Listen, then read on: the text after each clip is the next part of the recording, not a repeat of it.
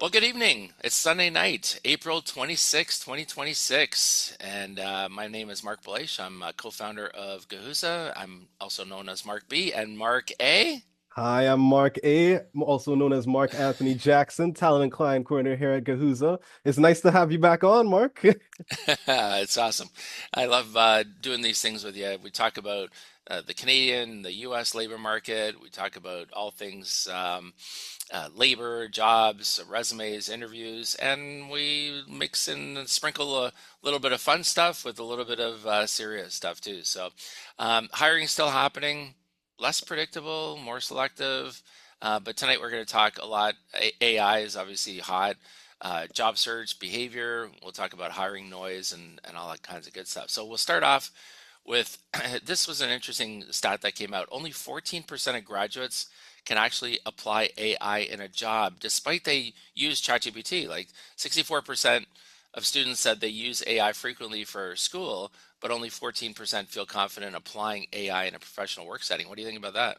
I mean, in school, even when I was in school, people used AI to summarize notes, help with essays, explain concepts, but when they're applying it to the workplace, they don't connect it to the actual business outcomes.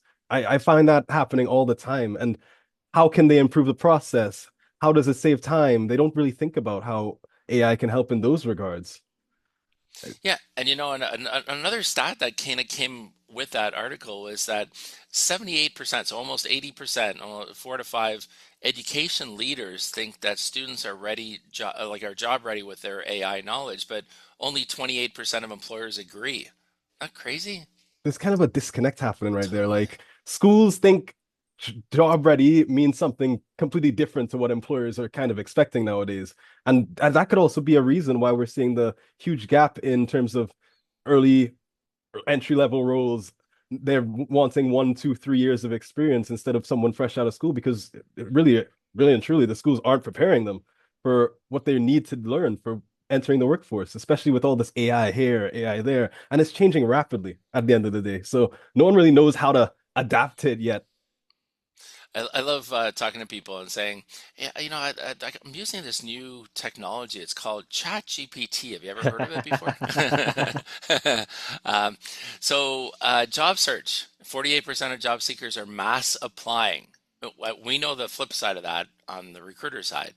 But over 70% say they rarely get feedback, which we kind of know that just people are just applying to many roles quickly. That's spray and Kind of pray feels like a approach. numbers game at this point. So, like, and I've talked about this before, but people think it's like a full-time job to just sit down, apply, change your resume, apply, and it creates a cycle that just makes candidates apply to more jobs. But now recruiters have way too many applicants for everything. And it High, kind of gives us less time to respond to them too, because how are we going to respond to everyone? How are we going to give everyone feedback? high application. I mean, I'm sure you do too. I get so many emails from people applying. I don't know if it's automated or not. And so many resumes coming in, it's just really hard to manage. It's I really hard have a to manage. question for you, Mark. Yeah. When employers get flooded with these applications, what actually stands out to them in the resume? What actually stands out in general? Oh, that's a good question. Well, I mean, it's the here and now for me. Like I have a job and this resume comes in and they're just the perfect job or perfect candidate for that job. That's who I'm going with. And It's the and speed that matters. it's hard because I can't see all the resumes. I can't see I don't have enough time. I just get too many emails of resumes. So you kind of pick, okay, I'm going to do this block of 10 or 20 and you go with through that. And But especially if you have multiple jobs that you're running at the same time as well, like doing that must get really overwhelming very quickly. yeah, I mean, you got, if say you got two, three jobs that you're working on, it's manageable, right? But you got five, 10 or more jobs working at the same time, it's pretty tough. So there's this new term that just came through. Like, Ooh. there's these new terms that come around every so often. It's called job hugging.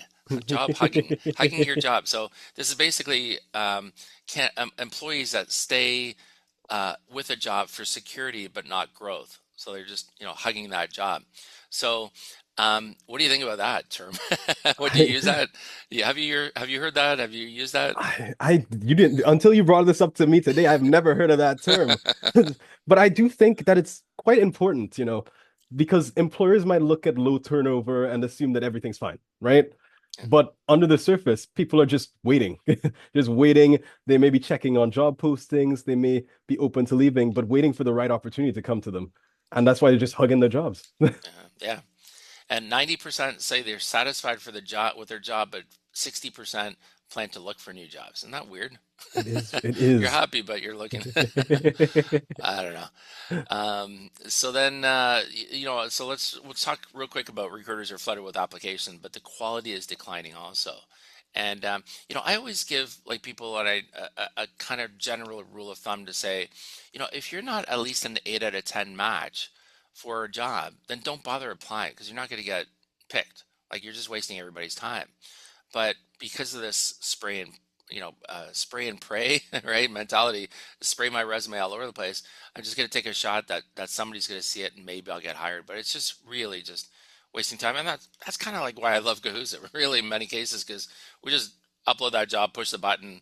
Candidates who are matched for that job get an invite to interview live. And So, that's why I like Guhuza so yeah, much, Mark, because let's say a recruiter has 300, 500, or even 1,000 resumes, applications, right? The issue isn't accessing the people. The issue is identifying the right people quickly.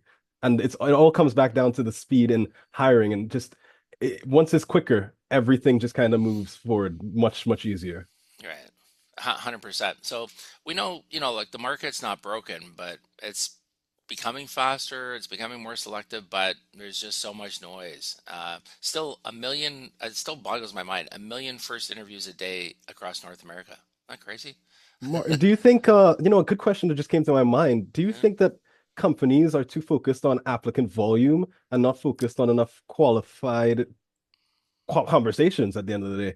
Yeah, well, I think back like 30 years ago when kind of like in the early stages now, it might seem kind of weird, but back then you kind of applied by fax, which I know many people may not know what that is anymore, but you slip something in a machine and it faxes the page over to another That's before machine. my time. That's before your time. But the other thing too, even before emails came in, was people would actually mail an envelope with the resume inside. So, by the time you made a copy of your resume, you folded it, you could found an envelope, you could put a stamp on it. You really thought twice about whether you wanted to do this. But now, like to send your application, but now because you've got so many resumes and it's so much easier to apply, it's just getting thrown out there, and it is making it tough all around. So for Engagement, employers, at the end of the day, the real advantage is speed to speed. meaningful conversation, right? Yeah, It's no longer how fast can you it no, it really is not no longer. It really is how fast can you get from interest to a real interview and how quickly you can confirm whether a person's a good fit or not. Because you yeah, don't know just by reading off their resume. 100%. Yeah, it's really, it's still quality beats the quantity. I'd rather get, five great resumes than 200, and I got to go through them all, and I don't even know if there's one in there that's really a good match for the role. So it's I tough. want to throw a question back to you again, Yeah, Mark, you're though. always good with the questions, right, Marky? Do you think employers are mistaking low turnover for loyalty right now?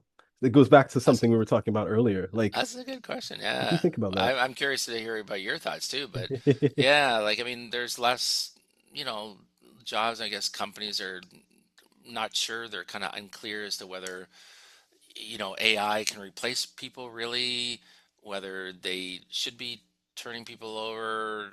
Candidates are happy in their roles, but they're still looking. So yeah, it could be misinterpreted, right? Like, I mean, companies might think might get a false sense of safety, security that people aren't leaving, so they must like the role and they're engaged. But I don't know. What do you think?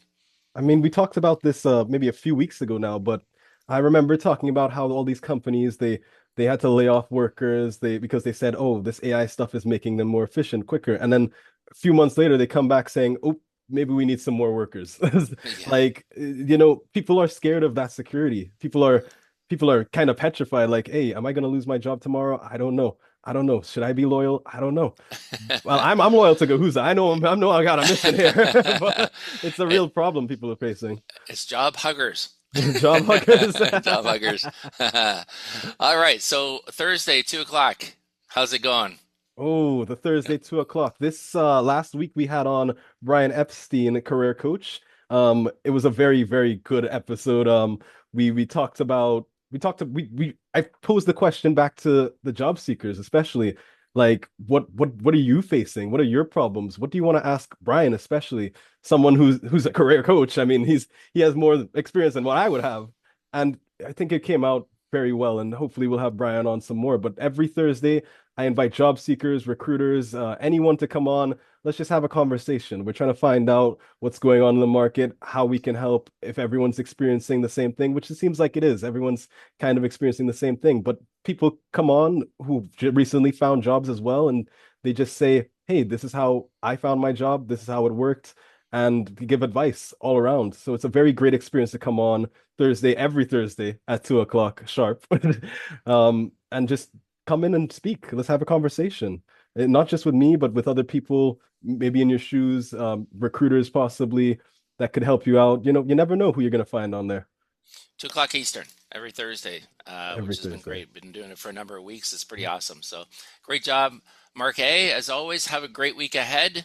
Um, we got Monday tomorrow, Oh. Tuesday, Wednesday, Thursday, Friday. We'll be back in a week. We'll be back in a week. We'll be back in a week. So, hey, have a great week ahead, and thanks everybody for watching. And don't forget, if you're a job seeker, upload your resume to Guhuza. It takes 30 seconds or less. It's pretty easy, and get pinged live for that interview. And thanks for Yeah. watching. You never know when your next opportunity is going to come to you. Thanks again, Exactly. everyone, and hope you guys have a great week. Take care, everybody. Thanks. Bye.